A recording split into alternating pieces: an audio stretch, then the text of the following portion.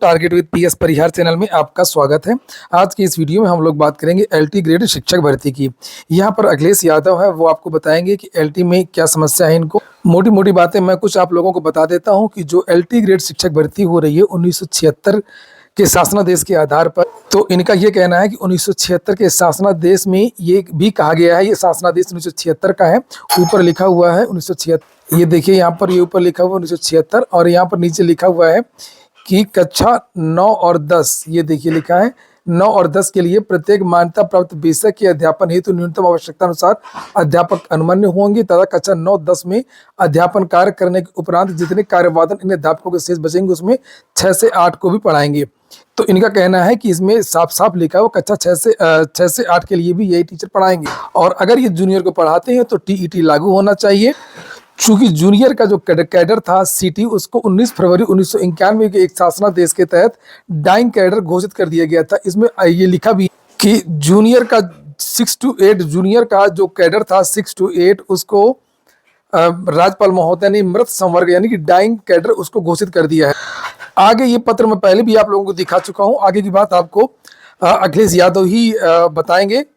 और यहाँ पर यह बताया गया है, अखिलेश यादव का ये कहना है कि ये जो सीटी के जो कैडर 6 to 8 का वो बंद कर दिया गया है, इसको मृत कर दिया गया है और जो कहा गया था कि कक्षा 9-10 के जो टीचर हैं वही 6 to 8 को पढ़ाएंगे और जूनियर में कोई भर्ती होती नहीं है। इसलिए ये जो एलटी के जो शिक्षक हो रहे हैं, जो भर्ती हो रही है 6 to 10 की भर्ती हो रही है और चूंकि इसमें जूनियर भी आता है इसलिए टीईटी को अनिवार्य किया जाए।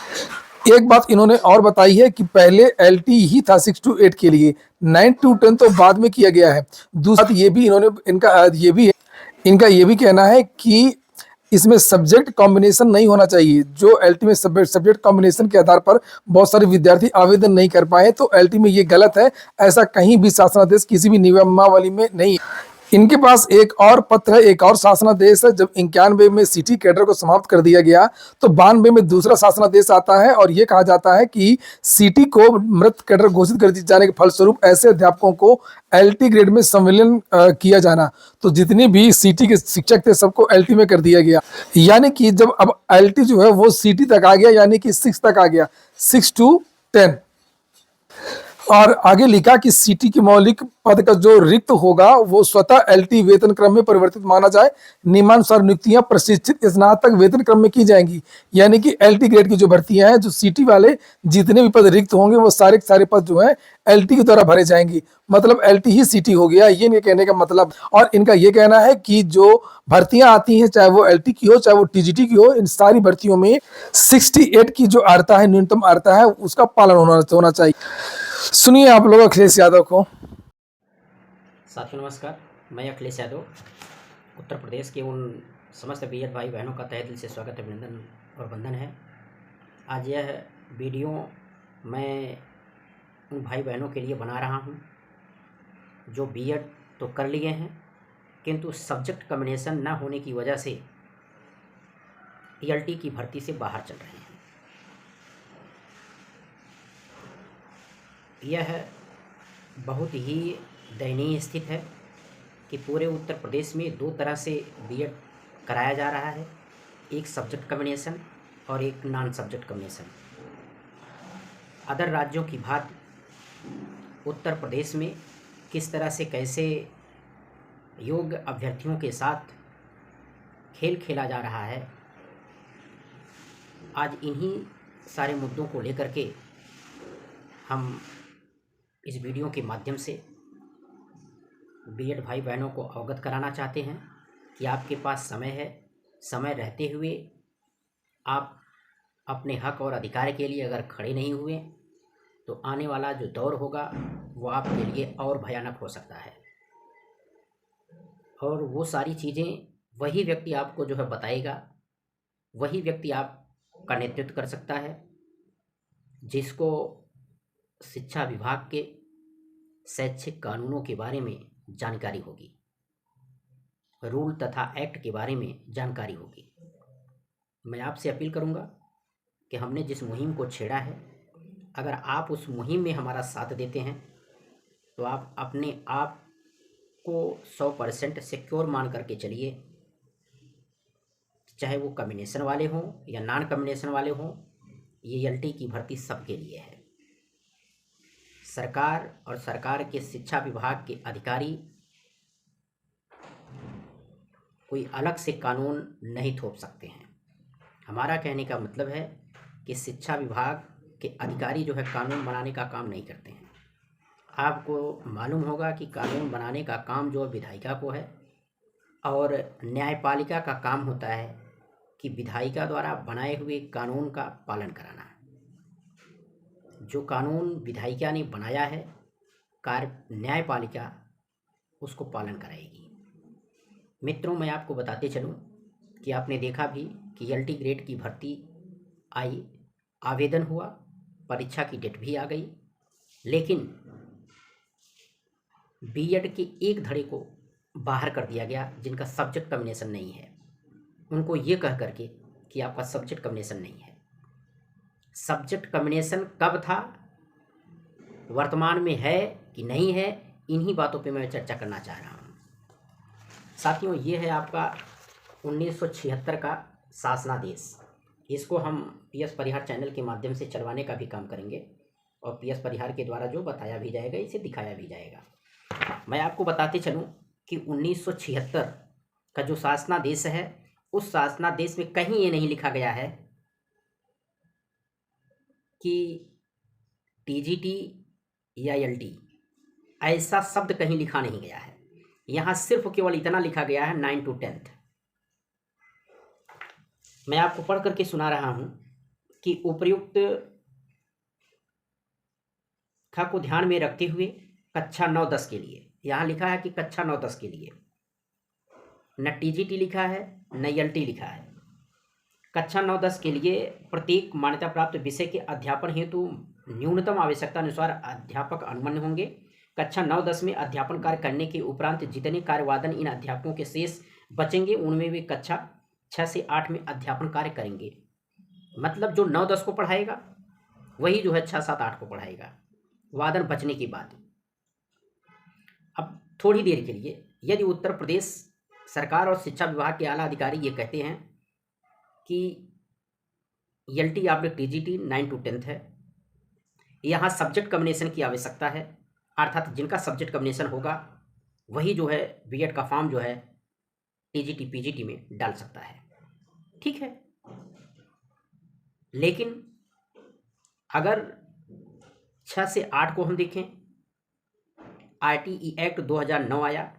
आरटीई एक्ट 2009 के तहत ही जो है ये पावर दी जाती है एनसीटीई को मिनिमम क्वालिफिकेशन निर्धारण के लिए। एनसीटी 2010 में मिनिमम क्वालिफिकेशन लाती है, 1 से 5 के लिए अलग, 6 से 8 के लिए अलग, 9 से 10 के लिए अलग। आप वहाँ भी देखेंगे 9-10 के लिए कोई कॉम्बिनेशन नहीं, जो एनसीटी मिनिमम क्वालिफिकेशन निर्धारित की है। अगर मिनिमम क्वालिफिकेशन में कॉम्बिनेशन 83 के तहत है, लेकिन 6 to 8 में किसी प्रकार का कोई कॉम्बिनेशन नहीं है, क्योंकि एनसीटी जो है वो स्वायत्त संस्था है। वो मिनिमम क्वालिफिकेशन का जो निर्धारण उसने किया 23/8/2010 आरटीई एक्ट 2009 के तहत, वो बीए बीएड उच्च प्राथमिक टेट है। हमारा कहने का मतलब कि जहाँ भी 6 से 8 की कक्षाएं चल रही हैं वहाँ किसी प्रकार का कोई सब्जेक्ट कॉम्बिनेशन का आधार नहीं होना चाहिए। अब बात आती है एलटी ग्रेड। मैं आपको बताते चलूँ कि 89 में सीटी चलता था, इन लोगों ने सीटी को समाप्त किया, एलटी लाया। यही ध्यान देने की आवश्यकता है, जितने भी बीएड भाई बहन हैं जिनका सब्जेक्ट कॉम्बिनेशन नहीं है, सरकार किस तरह से आपके साथ जो है छलावा कर रही है, किस तरह से आपको ब्लैकमेल कर रही है। सीटी जो था वो 6 से 8 था 89 के पहले। 89 में वेतन विसंगतियों के कारण जो है सीटी को समाप्त कर दिया जाता है, और ये भी जान रहे हैं सीटी जो है 6 से 8 के लिए था। 91 में उन्होंने ये साफ कहा कि सीटी को डाइंग कैडर घोषित किए जाने के परिणाम स्वरूप सीटी ग्रेड का अलग से जो है कैडर निर्धारित किया जाएगा, और 92 में जो अलग कैडर, इनके 91-92 में जो अलग कैडर बनाया जाता है वह आपका एलटी होता है। कहने का मतलब कि कक्षा 6, 7, 8 के छात्राओं को पढ़ाने के लिए सीटी को 89 में समाप्त किया जाता है, डाइंग कैडर घोषित किया जाता है और 19 फरवरी 1991 को इसे नया कैडर घोषित करते हुए यल्टी लाया जाता है और ये कहा जाता है कि यल्टी 6 से 10 है। हमारा कहने का मतलब ये है कि यल्टी पहले नहीं था, यल्टी 91 में आया, वो 6 से 8 को पढ़ाने के लिए, और इसके बाद उसमें 9 to 10 की कक्षाओं को जोड़ दिया जाता है। आप सोचिए, भुक्तभोगी कौन होता है? जिनका सब्जेक्ट में कॉम्बिनेशन नहीं है।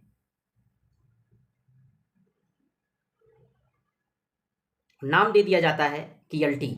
आज भी उत्तर प्रदेश के भ्रष्ट और बेईमान शिक्षा अधिकारी ये कहते हैं कि यल्टी 9 to 10 है। यल्टी साथियों 9 to 10 नहीं है। एक्चुअल में अगर देखा जाए, वास्तविक रूप से यल्टी जो है 6 से 8 ही है, लेकिन उसमें 9 to 10 को जो है 91 में जोड़ करके ये कह दिया जाता है कि यल्टी 6 से 10 है।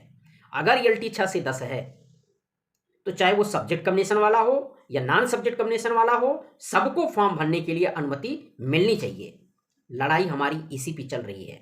इसलिए जितने भी बीएड टीटी उच्च प्राथमिक टेट पास भाई बहन हैं, सभी से मेरी अपील है, जिनका सब्जेक्ट कॉम्बिनेशन नहीं है, पूरे उत्तर प्रदेश में मैं समझता हूँ लगभग 1.5-2 लाख भाई बहन ऐसे होंगे जिनके पास सब्जेक्ट कॉम्बिनेशन नहीं है। आप सोचिए, आज आपको यल्टी से बाहर कर दिया गया, कल आपको टीजीटी की 20-25 हज़ार सीट आएगी, वहाँ आपको बाहर कर दिया जाएगा। परिषदीय उच्च प्राथमिक विद्यालयों में 100% आपका प्रमोशन कर दिया जा रहा है। आप ये बताइए, सरकार बताए, शिक्षा विभाग के अधिकारी बताएं कि जिन अभ्यर्थियों द्वारा आपके माध्यम से बीएड कराया गया, जिनका सब्जेक्ट कॉम्बिनेशन नहीं था, वो बेचारे कहाँ जाएंगे? उनका तो 1.5-2 लाख रुपए वैसे बर्बाद हो गया। इसलिए साथियों, आपसे मेरी अपील है कि अगर हमारी यह वीडियो, जिनका सब्जेक्ट कॉम्बिनेशन नहीं है, अगर उनके पास तक यह वीडियो पहुंच रही है, आप लोग एकजुट हो जाइए। अभी कुछ नहीं बिगड़ा है, क्योंकि अगली जो सुनवाई यल्टी ग्रेड में होने जा रही है, मुझे उम्मीद है कि यल्टी ग्रेड का भर्ती का भरता तो बनना है, 100% एकदम क्लियर है, और ये शिक्षा विभाग के अधिकारियों के चलते हो रहा है। जो भी भाई बहन हमारी बात से सहमत हैं, आप हमसे जुड़ सकते हैं, हमारा ग्रुप है, और आओ एक बार तन मन धन से लड़ करके अपने हक और अधिकार को लेने का काम करें। इन्हीं शब्दों के साथ आप सभी का तहे दिल से स्वागत, अभिनंदन और वंदन है। धन्यवाद।